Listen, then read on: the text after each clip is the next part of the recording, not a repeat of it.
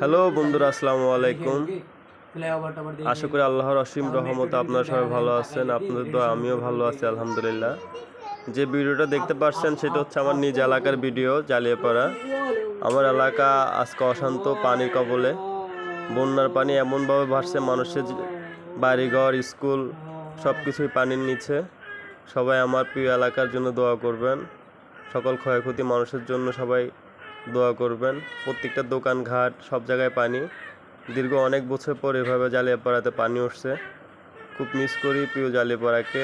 আল্লাহর কাছে দোয়া করি আল্লাহ এই বিপদ থেকে সকলকে উদ্ধার করুক। জালিয়াপাড়া মেয়েটার অনেকগুলো গাছ পানিতে ভেসে গেছে। সকলের জন্য দোয়া করি আল্লাহ সকলকে হেফাজত দান করুক, সকলকে ভালো রাখুক। আসসালামু আলাইকুম।